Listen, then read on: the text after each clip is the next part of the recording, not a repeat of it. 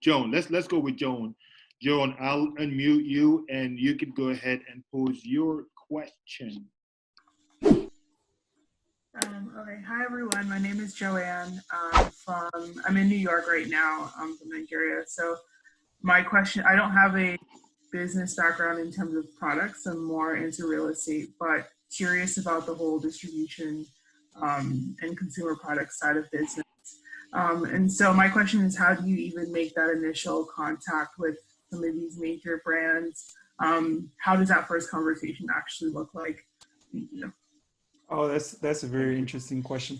So in my particular case, I already knew I was going to focus on the consumer goods. And I was just having a good feel for what that product will be. So it was Duracell. So I think the good thing about being in consulting is you kind of develop like the habit of looking out for things, being flexible, adapt. So I start researching. I went online and I just pretty much look at like, what's the contact point? Who's the contact person to Duracell? So I ended up having like few phone numbers and people who say interested in distribution. So I reach out and it started from there. And the initial conversation is, where are you located? Because I was in the States at the time. They say, oh, no, in that area, we already have 20 people doing distribution. We cannot add another distributors. I say, no, my market is in Africa. And now I became more interesting, right? Because they were not in Africa. And we start talking about, okay, the market, who's actually the right contact person, and touch a little bit on the requirements. And initially, like financially, I wasn't like, they were asking something which was too pricey for the US market, because her understanding was that I was going into the US market. And she rerouted me to somebody in Europe who was in charge of the Middle East and Africa market. And that's how we got started. And from there, you start feeling the questions, knowing a little bit what they're asking, they're looking for. And it took a while. It's not a day thing. It's not a day thing. For me, it took about a year before, they have to vet you. Sometimes you have to fly wherever they are and to talk. It depends how the conversation is evolving. Sometimes they just don't want to talk to you. They just say, it's dead. But I was resilient. Trust me, because I didn't have that background. I was really pushing hard. And after a year, I was able to find, I actually just started on the battery side first, on the car batteries. And then eventually I was able to build a case on the car battery, because those were just licensor. So they were a little bit more flexible on that angle. When it came to alkaline, that's the baby. We did a lot of vetting before we signed. Hello, thank you for everything that you shared. I am Gertrude, currently stationed in New York and interested in doing business in Zimbabwe. And my business interest is more in providing a program that educates and trains, whether it's companies in Zimbabwe or even individuals who are looking for jobs to fill the skill gap that's needed. I went to a conference this March that spoke about how the biggest problem for current organizations is that there is a gap in skill sets that are needed to hire people. The jobs are there, it's just that the skills meeting the jobs are not there. So providing a program to train and specifically focus on these skill gaps that are mentioned in the, I think there's a international forum that speaks about it. So my question to you is, in the soft skills sector, how do we find the viability of that on the ground? Because you're specifically speaking about hard skills and like hard assets where you're providing like a battery. Well, for me, I'm providing a education or I'm providing a program. So do you have any advice in that of what you've seen in your nation Yes. that I could take notes on?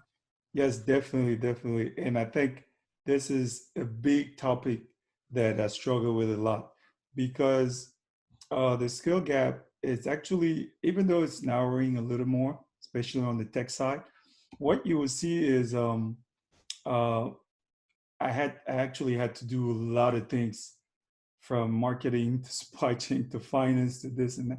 Because what you realize is if you're going to get quality people to work for you in Africa, they're going to cost a lot. You're probably going to have to get them from, not that I have a few of them, but you have to go pay top dollars to get them from places like NTN, to get them from Orange, to get them from like places established, either because they were laid off or because the market is so thin that you get a chance to fall in some of those individuals that have what you're looking for, that can speak your language, understand where you're going. And a lot of people are not well trained. So you ended up having to buy people that you actually training. You spend a lot of time training instead of focusing on what you should do. In my area in particular, I should spend a lot more time going after client, building those relationships, continue to expand my network. But I had to like to focus on like inventory stock, teach people how to do it, focus on customer, how to greet customers, focus on finance, looking at trends, looking at marketing, get involved into what are we doing. So you pretty much, you have to wear multiple hats, top to bottom. If you do it here anyway, but over there, the people that you hire, sometimes you realize you're like, oh my God, even if I just stay with two people, I'm probably going to get the same result. But you cannot be at multiple places at the same time. So there's definitely a market for you. There's definitely a market. If you look at the McKinsey report, they say by 2030, like 50% of the jobs in Africa will require some type of skills, practical skills. That's lacking. A lot of practical skills are lacking. That's probably where the biggest opportunity is, to say, hey, I'm an electrician, I do this, I know this is not really your space. But on the soft skill side, there's also a big opportunity, but it has to be tangible. So it cannot just be like someone is coming out of school, because what they're lacking is actually experience, real experience that they could apply on day one. So I'm not sure if that answers your question, but if you had someone that you train and is good, I'm willing to pay for them top dollars. I'm willing to pay, but I ended up with whatever I can because I cannot afford to get someone that comes from like a big companies where they already receive like the training that I'm looking for. So basically, just to understand your response is that for somebody who wants to enter into that sector, they have to build a portfolio, have I guess, recommendations of people who have received training from me or training from a person to be like, this is my success rate. This can help you. Yeah, I think I'm not an expert in that, but what I would say is, if you get into that, you get young people, because that's probably your best bet. They're not going to ask too much money. They're just looking for a job. So you train young people and you work with companies like maybe mine, up and coming, where you build your network around people from the diaspora who went back, or some people who have that skill gap. They just don't have a fit gap person, but skill gap. And you say, hey, I have this guy that I trained in inventory stock level, how to manage logistics stuff, how to do marketing. Now I need him to train with you on a part-time basis or like internship wise, and they could really acquire true experience for the next year or so. And you can pay them reasonable amount of money, and you might recoup some of it as well, right? It'll be a win-win for me, because I already have someone that can speak to a customer when they come in without me having to do this as an African. Like, oh my God. So, okay. Thank you. Okay. Thank you. Yes. Thank you everyone for providing this platform, and I want to thank you a lot for sharing your experience with us. I just wanted to ask this. By the way, my name is Brice, and I'm currently in New York. I'm from Burkina Faso. Part of my question has already been answered, but I'm still gonna go ahead and ask this. Like, someone, you know, like with no experience in sales business whatsoever, and you know, you have a way to facilitate the distribution back home somewhere in Africa, maybe because you know someone that is very knowledgeable about the market, or like you can connect the whatever product with someone already back home, or you can ease the licensing. I know some countries it can be pretty tough, right? You know, you may have the knowledge or the background, but you may not be able to like bring any product over there because the market over there, we all know how it is, like how to navigate, you know, like bureaucracy, red tapes, or like get licensing in the country. If you're someone that has zero experience, no background in sales, business, you hear, you know, you can facilitate over there. Can a company just trust you just on that? You know, like, and you do the rest with like connections back home. That's number one. And the second one is financing, right? How do you go about, like, you spoke about your 30%, you know, which is huge, you know, like even though the company is bringing like maybe let's say 70%. How do you go about financing 30% when we know we're talking about maybe like $500,000 or like, you know, like big money? Right. Okay. So two questions. I'm going to answer the first one. Like, if you apply for an interview, you want to make sure that your resume looks good, because just by like people looking at your resume, they can say, I don't want to hire this person. So you have to do everything that you can to present your resume in a way that people would like to at least speak to you, and then you can convince them. So that's why sometimes we enhance our resume so that we get a chance to talk to the interviewers, so that, you know, they could say, hey, this guy's more than his resume. But if you come flight with a resume, you won't even get a chance. So what I'm saying is, you do a lot of due diligence on what you're trying to sell. You do your research. Is there truly a market for it? Is there competition for it? What does the competition do? Where are they selling? What's the return price? How much potentially can you get it from overseas? You add transportation costs to it. You think about the customs as well, because we have high duties in Africa, and you figure out, this is going to be my profit margin. There's really a market, and this is actually the gap that I think I can fulfill. So from there, you have a case. That's the number one. Because if you're trying to sell Maserati in Africa, you would not be successful to sell Maserati in Burkina Faso. You have to sell what people want, and then later develop. So that's one thing. So you have to do everything in your part to look good on that resume. I know the market. There is a market. I'm going to partner with these guys because maybe they're not selling auto parts, but they're selling something that will easily make my offer, like my proposal, good to the company X. So you do all that. I don't have the financial, which brings me to your second point. And I don't have, okay, let's go to because financing is big. Let's go to another one. I don't have experience in marketing. You understand what you do your SW, like strength, weakness. What am I good at? If I'm not good at, maybe I just need 10% of this business. Instead of, I was looking for 100%. I think I'm worth 20%, 10%, because the other 40, I'm going to give it to people that can execute this project better than I could do. And then I will go and look for a strong financial partner who can actually handle 50% of it. It's just like any ventures. Sometimes people have great ideas, but they only own 5% of the business. They cry about it because it's a business, but it's reality. You don't have what it takes. So you need to partner with people that have what it takes. And you're happy with that 5%, because everybody else can make your case stronger so you can get that licensing and at least start getting a foot in the door and start doing business, right? Now, how do you go about financing? Family and friends, the first place. And then once you're done with those, then you look for bank loan. If you have 401ks, all these things. I mean, you're in it to win it, right? You have to do what it takes. I had to pretty much expunge my 401k because as you get into that, even the projected expenses and sales that we had, it was way over than what we truly expected. The market is not what you think it is.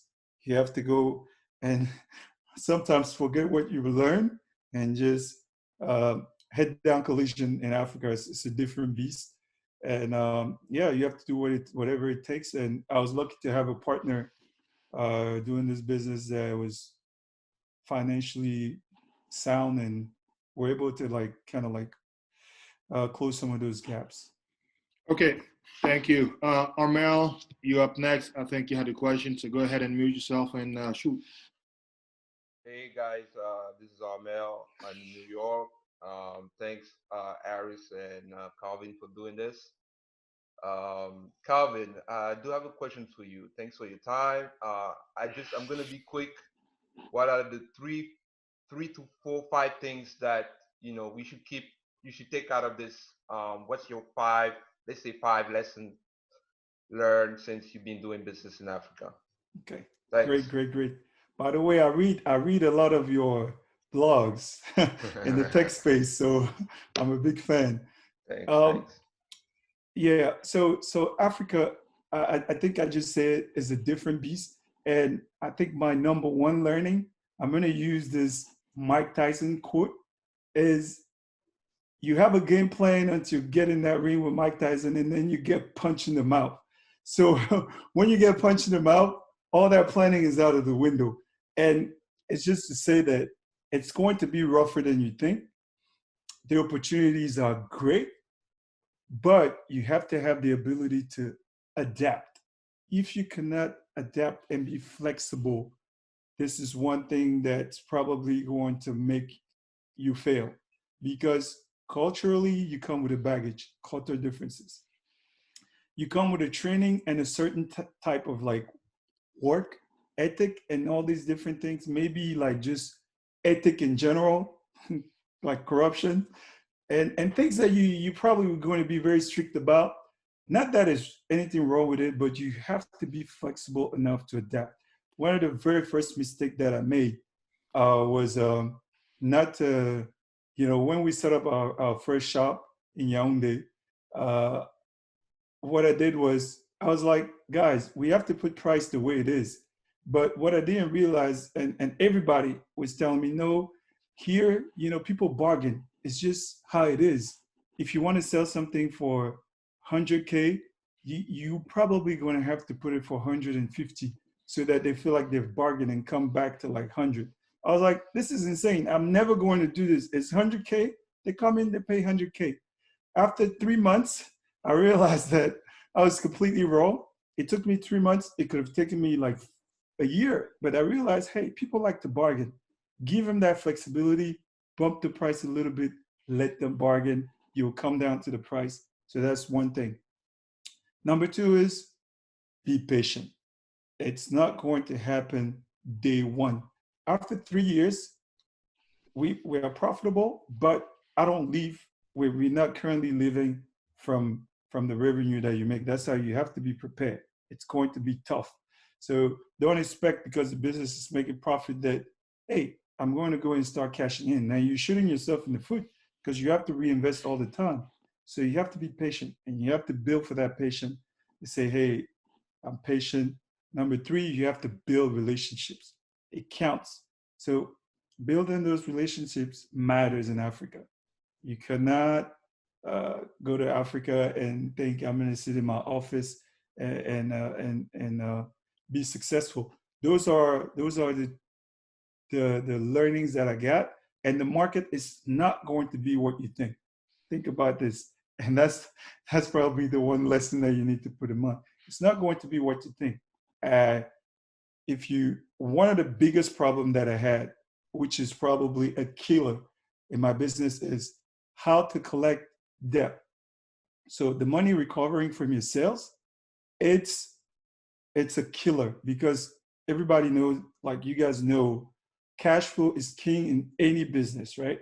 So you need cash flow all the time to pay your employees, reorder, all these things. So let's say you plan for buying stuff, right?